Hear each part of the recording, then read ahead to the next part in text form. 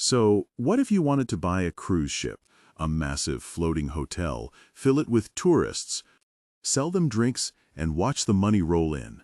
Sounds simple, right? But before you start shopping for one, understand what you're actually buying. You're not buying a boat, you're buying one of the most expensive machines on Earth. The basic business model sounds incredibly simple. Get passengers on board, charge them for the cruise, then make even more money from everything they buy once they're inside. Because a modern cruise ship isn't really a boat anymore. It's a floating city, complete with hotels, restaurants, entertainment, hospitals, power systems, and its own infrastructure. Thousands of people can live on one ship at the same time. And unlike a normal city, this one has to move across the ocean while keeping everyone alive, comfortable, and entertained. The ship has to generate its own electricity, produce drinking water, process sewage, feed thousands of people, and keep moving. And every single day, all of that costs money. The biggest modern cruise ships can cost around $2 billion to build. That's more than the price of many skyscrapers, airports, and entire business districts. Inside that $2 billion machine are thousands of cabins, restaurants, pools, theaters, casinos, kitchens, medical facilities, engines, water systems, and enough equipment to operate a small city. And every cabin represents potential revenue. When a cabin is occupied, it generates money. When it sits empty, that opportunity disappears forever for that sailing. That's the brutal part. The ship still costs almost the same to operate whether a cabin is occupied or empty. An empty room is basically revenue that can never be recovered. So why do cruise companies sometimes advertise a week-long vacation for only a few $100s? Because the ticket is only the beginning of the business model. The moment you board, the economics change. Drinks, internet, specialty restaurants, excursions, spa treatments, shopping, and gambling all become additional sources of revenue. In other words, the passenger isn't just buying a ticket. The passenger is entering an entire commercial ecosystem designed to encourage spending. Think of the ship as a shopping mall that happens to be moving across the ocean. Every hallway, restaurant, bar, and entertainment area creates another opportunity to sell something. And there's one enormous advantage. Once you're in the middle of the ocean, the nearest competing restaurant or bar might literally be miles away. That's why onboard revenue is so important. The cruise line doesn't just want your ticket money. It wants to increase the amount you spend after you've already boarded. A passenger might pay $600 for the cruise, then spend another several hundred on drinks, excursions, Wi-Fi, dining, shopping, and entertainment. Suddenly, that $600 customer is worth over $1,000. Cruise companies track this extremely carefully. They know how much the average passenger spends, where they spend it, and which offers make them spend more. And it's rarely one giant purchase.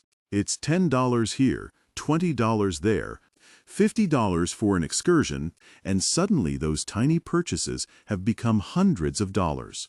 The ship also creates the perfect environment for spending. You're relaxed, you're on vacation, and you're surrounded by entertainment. The goal isn't to make you feel like you're shopping. It's to make spending feel effortless.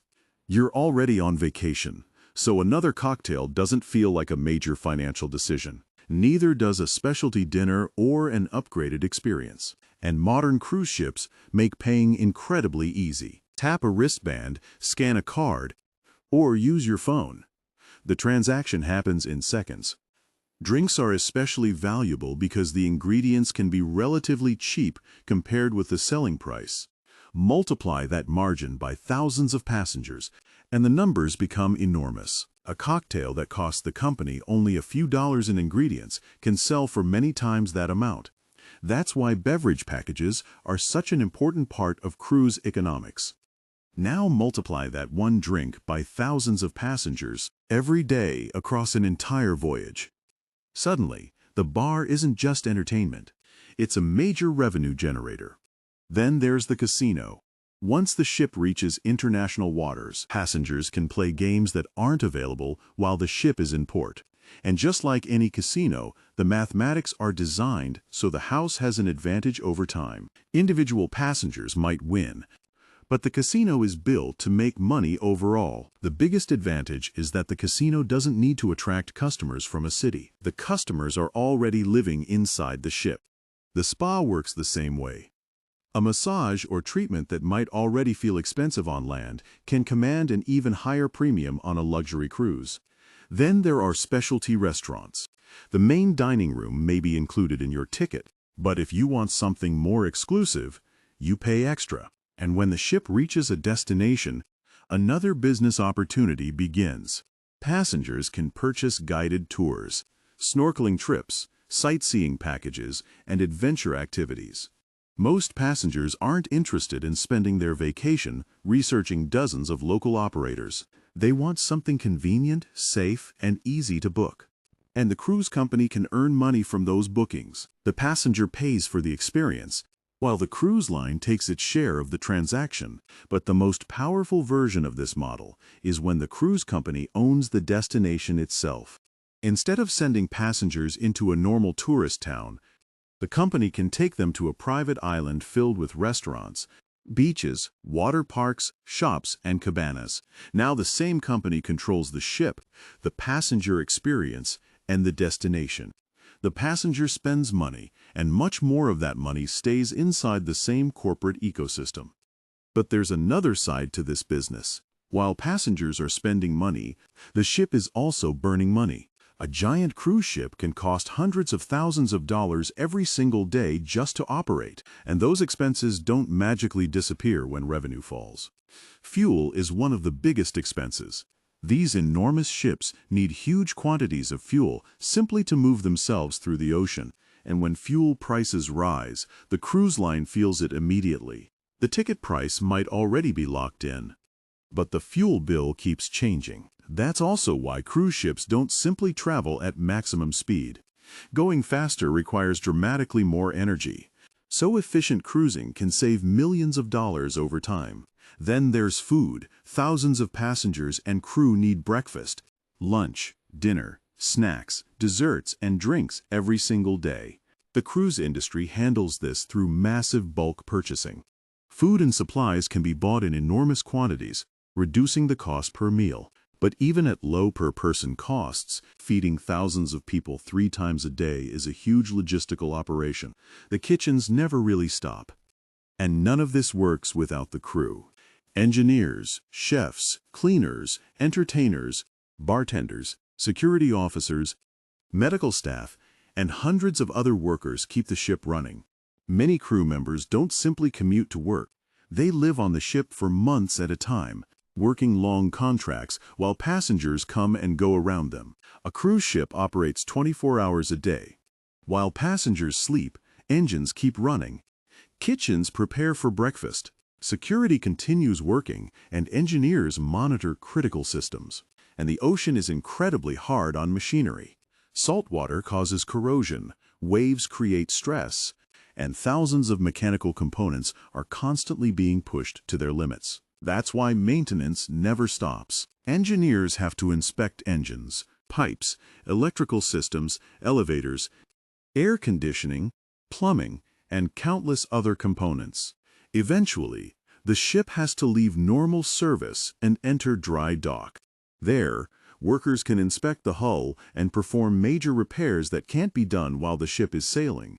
The problem is that a ship in dry dock isn't carrying passengers. So while millions are being spent on repairs, the ship is generating almost no passenger revenue. And then there's insurance. A multi-billion-dollar vessel carrying thousands of people needs protection against accidents, storms, mechanical failures, environmental damage, and liability claims. So why keep building bigger ships? Because bigger ships can spread many fixed costs across thousands more passengers. One bridge, one command structure, one entertainment operation, and one enormous propulsion system can serve thousands of additional passengers without costs increasing at exactly the same rate. But scale creates another problem. When something goes wrong on a giant ship, the consequences can affect thousands of passengers at once. We saw this during the COVID-19 pandemic. Cruise ships around the world were suddenly forced to stop carrying passengers. But the expenses didn't stop. Ships still needed crews, maintenance, insurance, debt payments, and basic power and sanitation systems. When the industry recovered, passenger demand came roaring back. Ships filled again, onboard spending increased, and cruise companies returned to strong profitability. So now ask yourself the original question again. Would you actually buy a cruise ship? Because the potential revenue is enormous, but so are the risks. A cruise ship can look like a floating money machine when everything goes right. Full cabins, high onboard spending. Controlled costs and smooth operations can create extraordinary profits. But here's the deeper secret. The ship itself isn't really the product. The real product is the passenger experience, because that experience creates thousands of opportunities to spend. Every cabin has an economic value. The goal is to fill as many rooms as possible while getting each passenger to spend more once they're on board. An empty cabin earns nothing during that sailing. An occupied cabin creates ticket revenue and potentially hundreds of dollars in additional onboard spending.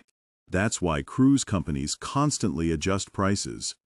Demand changes with the season, destination, holidays, and remaining cabin inventory. The closer the sailing gets to departure, the more important occupancy becomes. A nearly full ship can spread its enormous operating costs across thousands of paying passengers.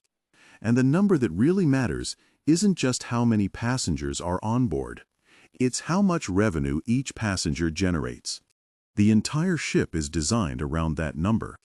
Cabins bring people in, restaurants keep them spending, entertainment keeps them moving, and premium services create additional revenue. One passenger might make dozens of purchases during a single week. Individually, they seem small. Collectively, they can become a huge amount of money. Digital payment systems make this even easier. Instead of pulling out cash every time, passengers can simply tap a card or wristband. And because the spending is fragmented, passengers may not feel the full cost until the final bill arrives. A $10 purchase doesn't feel like a big deal. Then the upsells begin. A better cabin, a better dining package, faster internet, premium drinks, exclusive experiences. Each upgrade increases the passenger's value.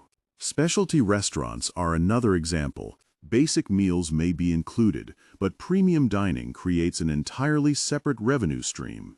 Even internet access can become a premium product. On a ship surrounded by ocean, connectivity is valuable, and passengers are often willing to pay for it.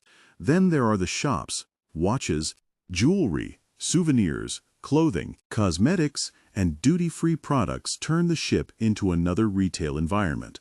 Now multiply all of those purchases by thousands of passengers. That's when the business model becomes powerful. One transaction is small. Millions of transactions are not. But the ship doesn't sail for free. Every time it enters a major port, the operator has to pay fees, and popular destinations can become expensive. That's why itinerary planning is a financial calculation. Cruise companies have to balance passenger demand, fuel costs, port fees, weather, distance, and available infrastructure. And nature doesn't care about the itinerary. Hurricanes, storms, rough seas, and extreme weather can force a ship to change its route or cancel a port completely. When that happens, passengers may be disappointed, but the financial consequences can be much larger. Excursions are canceled, schedules change, and additional fuel may be required. Then there's the nightmare scenario, a major mechanical failure. One serious problem can take a ship out of service and affect thousands of passengers simultaneously. Imagine a ship that normally generates millions of dollars in revenue sitting in a repair facility for 6 weeks. That's not just a repair bill, it's weeks of lost revenue. Economic recessions create another threat. When people become worried about their finances, expensive vacations are often one of the first things they postpone. Now the cruise company faces a difficult choice. Keep prices high and risk empty cabins, or lower prices and fill the ship while accepting lower revenue per passenger. This is where cruise economics become dangerous. When everything goes right, profits can rise quickly. But when occupancy falls, losses can appear just as quickly. The pandemic proved just how vulnerable that model can be. A global shock can turn a fleet of profitable ships into billions of dollars of floating expenses almost overnight. When passengers disappear, revenue can collapse toward zero. But debt payments, maintenance, insurance, and essential crew costs continue. The industry eventually recovered because people still wanted to travel. Once restrictions ended, cruise bookings returned. Ships went back to sea, and the money started flowing again. And this is why scale matters so much. The biggest cruise companies operate huge fleets, giving them stronger purchasing power, marketing advantages, and the ability to spread corporate costs across many ships. When you put everything together, the model becomes clear. Fill the cabins, maximize onboard spending, control costs, spread fixed expenses across thousands of passengers, and keep the ship moving. And that's what you're really looking at when you see a giant cruise ship disappearing over the horizon. Not just a vacation, a multi-billion-dollar financial machine, floating on the ocean, turning passengers, experiences, and spending into revenue.